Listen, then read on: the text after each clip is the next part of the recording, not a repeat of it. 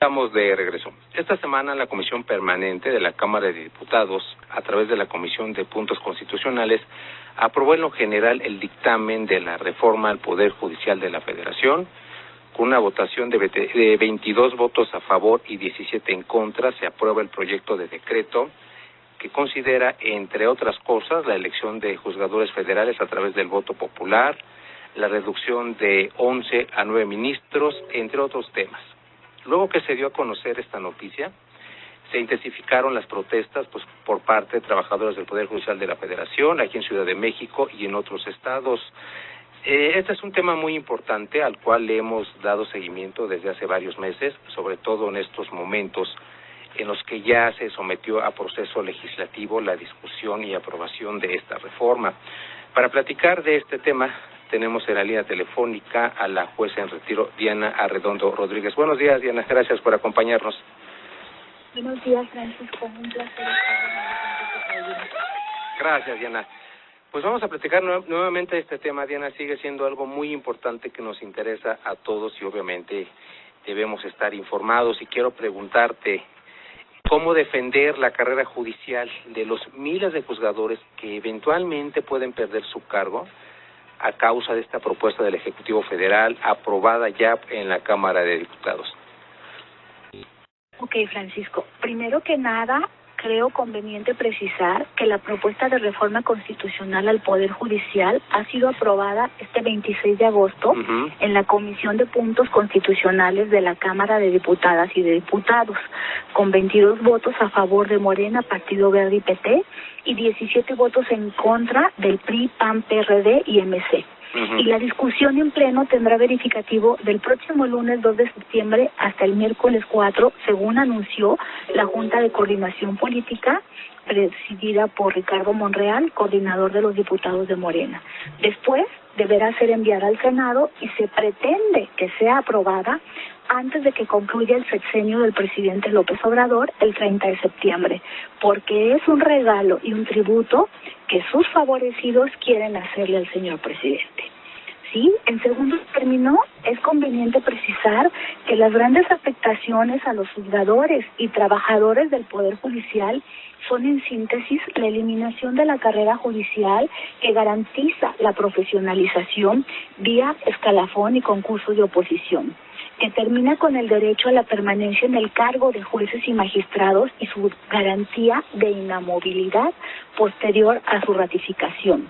Se elimina la autonomía y la independencia judicial porque la disciplina que hoy está a cargo del Consejo de la Judicatura se dividiría en dos órganos, un órgano de administración de justicia y un tribunal disciplinario, que tendrá facultades para destituir del cargo a quienes dicten sentencias contrarias al interés público. ¿Y quién va a definir lo que es el interés público? Pues el partido en el poder, ¿estamos de acuerdo? Y además, en tercer término, hay afectaciones muy graves a las prestaciones económicas de los trabajadores del Poder Judicial Federal por mera retórica, ¿sí? Bajo un pretexto de austeridad republicana, que de austeridad no tiene nada, y que son derechos constitucionalmente adquiridos por los trabajadores del Poder Judicial y de los cuales no deberían ser despojados, dada la prohibición de la aplicación retroactiva de la ley en contra de cualquier persona. Sí, los trabajadores del Poder Judicial tienen tanto derecho como cualquier otro trabajador de instituciones públicas o empresas privadas. Sí, y ni que hablar de la cantidad inmensurable de recursos, son 8.500 millones de pesos que han sido construidos en fideicomisos que se pretenden desaparecer con recursos propios del Poder Judicial Federal. ¿Sí? Todo trabajador debe ser protegido constitucionalmente, sobre todo cuando estos trabajadores garantizan el derecho de las y los mexicanos a su acceso a la justicia y a los contrapesos constitucionales entre poderes vía la imparcialidad e independencia judicial, y a la aplicación irrestricta del marco normativo constitucional y del bloque de constitucionalidad. Ante esta inminente afectación a estos derechos, la ciudadanía debe sumarse al reclamo y oposición manifiesta a que esta reforma se lleve a cabo, como lo han hecho ya grandes juristas y constitucionalistas en México, como lo han hecho los embajadores de Estados Unidos y Canadá, el Departamento de Estado y el Legislativo en Estados Unidos, y los representantes de los partidos demócrata y republicano, así como la organización internacional Human Rights Watch, el Organismo de Empresas Globales en México, Coparmex, cámaras de industriales y empresariales, la Asociación Mexicana de Juzgadoras, la JUFET, Asociación Nacional de Jueces y Magistrados de Distrito y de Circuito, el Colegio de Secretarios y Actuarios, barras y colegios de abogacía, entre otras, y a las cuales, con grata sorpresa, se han sumado los estudiantes de Derecho de distintas universidades en todo el país, como la UNAM, la UP, el ITESO, entre otras. Como ciudadanas y ciudadanos, toca hoy día apoyar el paro de trabajadores del Poder Judicial Federal, que se acordó el 21 de agosto con el 81% de votos de los integrantes de la JUFET, por lo que se les invita a sumarse a las convocatorias y movilizaciones a nivel nacional anunciadas para los próximos domingos 1 de septiembre y 8 de septiembre y a manifestar su franca oposición en redes utilizando los hashtags Soy Carrera Judicial, apoyo total al paro nacional del Poder Judicial Federal, México despierta, no a la reforma al Poder Judicial, si el pueblo se informa no pasa la reforma, jueces preparados no por elección, ciudadanía consciente se une al contingente, no hay futuro sin justicia, etcétera. ¿Sí? Coloca tu cartulina en tu ventana, en tu vehículo, en tu estado de redes sociales y tu celular. En síntesis, hoy toca asumir una postura en torno al tema en este momento coyuntural. No se vale guardar silencio, porque las consecuencias las vamos a pagar todas y todos, y hoy toca defender nuestra dignidad.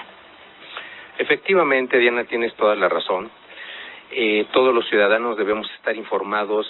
y hace un par de semanas platicábamos de que una eventual aprobación de esta reforma obviamente significa una responsabilidad muy grande para todos los ciudadanos mexicanos y en aquella ocasión tú nos decías, es que México no está preparado para tomar una decisión tan relevante y si estamos desinformados, pues imagínate nada más la situación tan tremenda que nos espera. En alguna ocasión platicaba con un abogado de Bolivia que trabaja en el Poder Judicial de aquel país y me decía, el inconveniente de las elecciones judiciales es que el partido en el poder mete las manos. Aquí en Bolivia hemos documentado cómo el partido en el poder y cómo el gobierno pues influye de alguna manera para designar a un candidato, para revocar un cargo o para hacer a un lado un candidato. Entonces en México el peligro es exactamente el mismo. Aquí el partido en el poder tiene mayoría abrumadora, hay sobrerepresentación, es un tema que también hemos tratado aquí, más el panorama que tenemos con la reforma judicial, más la influencia que efectivamente va a ejercer el partido en el poder, es evidente que tenemos un escenario muy complicado y que todos debemos apoyar. Yo también estoy de acuerdo con las protestas de los chavos, las chavas de 9 facultades de universidades públicas y privadas que se han sumado al paro, que se han sumado a la marcha para apoyar al Poder Judicial y solo de esa manera vamos a empezar a dar a conocer a México cuál es la realidad y cuál es el fondo de esta supuesta reforma. Y también comparto tu punto de vista de que esta reforma tiene que ser aprobada, diríamos, fast track, que es un regalo, la cereza del pastel de este gobierno que está por concluir. Y el problema es que nosotros, como comentabas, pues vamos a pagar las consecuencias de una decisión tan relevante y bueno, obviamente vamos a tener problemas para la impartición de justicia. Y en ese sentido quiero preguntarte, Diana, porque esa es la garantía que nos da el artículo 17 de nuestra Constitución, una justicia completa, pronta, expedita e imparcial. Y quiero preguntarte cómo garantizar la impartición de justicia precisamente completa e imparcial en favor de los mexicanos, pese a los defectos y las desventajas de la reforma al Poder Judicial de la Federación.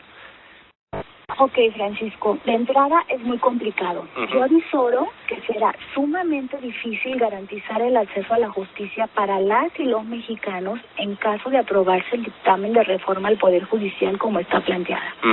Precisamente porque termina con la carrera judicial que garantiza que quienes imparten justicia estén profesionalizados y hayan tenido la oportunidad de desarrollar toda una serie de habilidades provisionales y fortalezas de carácter que les permitan resistir las imposiciones del poder.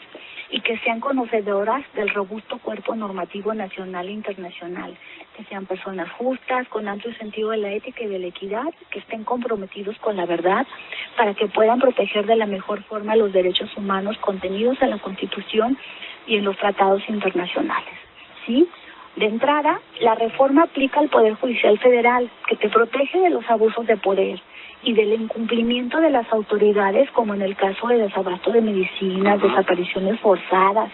afectaciones a grupos minoritarios, cortes de luz, de agua, etcétera, leyes que atenten o supriman tus derechos ciudadanos y humanos, entre muchos otros incumplimientos del gobierno o de violaciones de derechos por cualquier autoridad, incluido el debido proceso ante los tribunales del fuero común o local. Y ojo, posteriormente la reforma aplicará para los poderes judiciales locales y por ende afectará a la justicia cotidiana, la de todos los días. Y aquí es muy importante destacar que la reforma introduce la figura de los jueces sin rostro y la Corte Interamericana de Derechos Humanos ha señalado que esta figura impide a las personas procesadas conocer la identidad de quienes les están juzgando, valorar su idoneidad y competencia y ejercer una defensa adecuada ante un tribunal independiente e imparcial, y en torno a lo cual ya se ha pronunciado también respecto a la reforma la Oficina en México del Alto Comisionado de la ONU para los Derechos Humanos.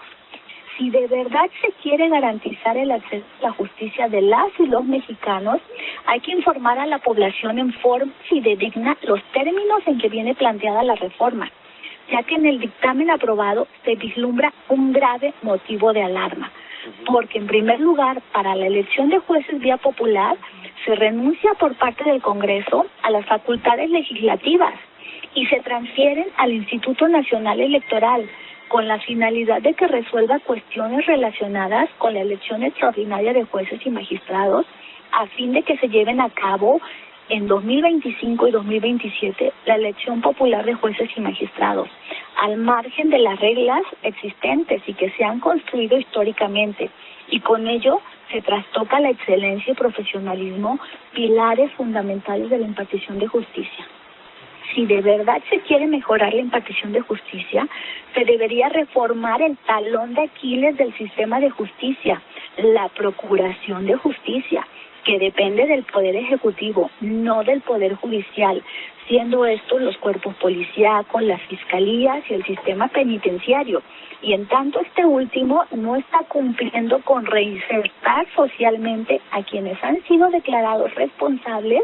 por la comisión de ilícitos y sancionados con pena privativa de libertad, y cuyas falencias son el principal motivo de reincidencia delictiva. Si de verdad se quiere mejorar el acceso a la justicia a la ciudadanía, el presupuesto que se pretende destinar para los procesos electorales de jueces y magistrados debe ser dirigido a la creación de más órganos y a la especialización de los integrantes del Poder Judicial.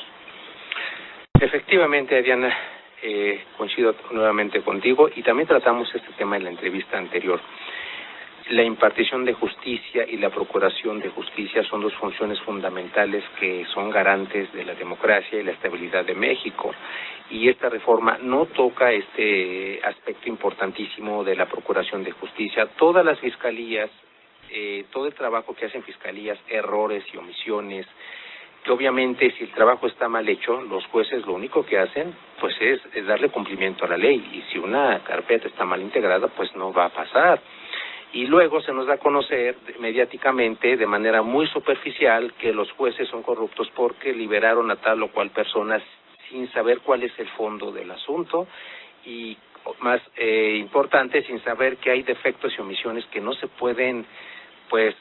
corregir de oficio. Es un trabajo que tiene que hacerse desde la Procuración de Justicia y la gente desconoce esta parte. De ahí precisamente la necesidad de que los ciudadanos estemos informados de cuál es la perspectiva general, cuál es el estado general que guarda la justicia en México y tomar las mejores decisiones si en verdad, como dices, queremos mejorar la impartición y la procuración de justicia en este país. Y bueno, Diana, se ha dicho muchísimo también que esta reforma, los expertos, los juristas lo han dicho reiteradamente, que atenta gravemente al equilibrio y separación de poderes Y quiero preguntarte, ¿cuál es tu opinión precisamente en relación a este punto? ¿Cómo afecta la reforma al Poder Judicial de la Federación el principio de equilibrio y separación de poderes de la Unión previsto en nuestra Constitución? Ok, Francisco. La legitimidad del voto ciudadano, al amparo del cual pretenden justificar la reforma, no la reviste de legalidad, pues es contraria al espíritu del texto de los artículos 40 y 41 de la Constitución Federal, que establecen la voluntad del pueblo mexicano de constituirse en una república representativa, democrática, laica, federal, compuesta por estados libres y soberanos en todo lo concerniente a su régimen interior, y por la Ciudad de México, unidos en una federación establecida según los principios de la propia Constitución, y que la soberanía del pueblo mexicano se ejerce por medio de los poderes de la Unión, en los casos de la competencia de estos y por los de los estados y Ciudad de México, que en ningún caso podrán contravenir las estipulaciones del Pacto Federal, y que la renovación de los poderes legislativo y ejecutivo se realizará mediante elecciones libres, auténticas y periódicas. Se contradice además sobremanera lo establecido en el artículo 49 de la Constitución Federal, en el sentido de que el supremo poder de la Federación se divide para su ejercicio en legislativo, ejecutivo y judicial, y que no podrán reunirse dos o más de estos poderes en una sola persona o corporación, en este caso un partido político, ni depositarse el legislativo en un individuo, salvo el caso de facultades extraordinarias al Ejecutivo de la Unión, cuando se trate de legislar conforme al artículo 29 constitucional en los casos de invasión o perturbación grave de la paz pública o de cualquier otro acto que ponga grave peligro a la sociedad, ¿sí? O en los casos, por ejemplo, de establecer cuotas arancelarias para la introducción de mercancías que no afecten competitivamente a los productores nacionales, ¿no? Supuestos que no se dan. Entonces, en este orden de ideas, la elección popular de jueces y magistrados a propuesta de los partidos políticos vía los poderes ejecutivo y legislativo atenta frontalmente contra la división de poderes, garante del sistema republicano y democrático, y atenta contra el sistema de pesos y contrapesos que garantizan a la ciudadanía la defensa vía judicial de los abusos de poder de cualquier autoridad. Y me permito insistir además, la reforma es contraria al perfil nacional de juez CONATRID establecido por la Comisión Nacional de Tribunales Superiores de Justicia de los Estados Unidos Mexicanos desde julio de 2015, producto precisamente de los tratados de libre comercio contraídos por México, ¿sí? Y que establecen como habilidades mínimas de las personas juzgadoras que tengan comprensión lectora, habilidad verbal, uso de la tecnología de la información y la comunicación, dominio de los conceptos fundamentales del derecho en la función judicial, conocimientos de derecho procesal, valores y actitudes para el desempeño de la función judicial, respeto, responsabilidad, sensibilidad, comunicación, paciencia, sencillez, honradez, solidaridad, compromiso de superación profesional, así como los referidos por la Fundación Due Process of Law Foundation, a saber, independencia e imparcialidad, conocimiento jurídico sobresaliente, compromiso con los derechos humanos, el Estado de Derecho y los valores democráticos y la división de poderes, conocimiento de los principales desafíos institucionales del sistema judicial que no se obtienen solo sí o sí has estado ascendiendo en el escalafón de la carrera judicial en cuanto al manejo y administración de recursos humanos, materiales y financieros del Poder Judicial. Un temperamento judicial con habilidades de expresión oral y escrita, trabajo en equipo, capacidad de generar consensos, respeto de opiniones divergentes, equilibrar la calidad de las decisiones con un alto ritmo de productividad y entendimiento además de la trascendencia y consecuencias sociales y jurídicas de las propias decisiones que toman los jueces para toda la comunidad y para la nación. Capacidad de interlocución con otras autoridades y usuarios del sistema, habilidades gerenciales de administración y de coordinar la labor del despacho judicial, alta calidad moral y conducta ética irreprochable, todo lo cual no está contemplado en la propuesta de reforma. Ante lo cual, dime por favor, Francisco, ¿de qué forma el requisito de 5 años de titulación y 8 de primario garantizan todas estas cualidades y calidades que debe reunir el perfil de un juzgador federal o local? Y además, perdóname, pero es gravísimo que se eliminen estos requisitos para acceder a esos altos cargos cuando lo que está en juego son las vidas, libertades, patrimonio, relaciones familiares y personales de los usuarios del sistema de justicia, lo que por sí solo amerita un amplio y concienzudo análisis y discusión, no simulación, como lo que hemos estado viendo, ¿sí? Esta propuesta presidencial se presentó en febrero de este año y se pretende sacar, sí, en fast track para complacer al señor presidente saliente en los próximos 30 días, incluida su promulgación vía publicación en el Diario Oficial de la Federación, lo cual además de aberrante es todo un despropósito. Tiempo al tiempo, Francisco, la historia va a dar cuenta de ello. Exactamente, Diana. Tiempo al tiempo, desgraciadamente. Bueno, más bien paradójicamente el tiempo es un factor fundamental. Como bien lo comentas, esta reforma tiene que ser aprobada fast track y es como que te decía yo la cereza del pastel para este presidente que está por salir, pero los efectos los vamos a pagar nosotros. De verdad, aquí en Entre Diálogos estamos muy preocupados por este tema. Aquí le hemos dado espacio todos los sábados a la noticia, al debate, en fin, ahora a esta ya preaprobación de esta reforma, y vamos a seguir abiertos al diálogo, al análisis, para informar a las audiencias, como te comentaba, del fondo de esta propuesta, y que ahorita, pues como veo la situación, pues estamos en riesgo de que se apruebe. Y como siempre, Diana, yo te dejo el micrófono abierto para seguir platicando de este importante tema en otra ocasión. Cuando guste, Francisco, un placer estar contigo. Gracias, Diana. Un abrazo hasta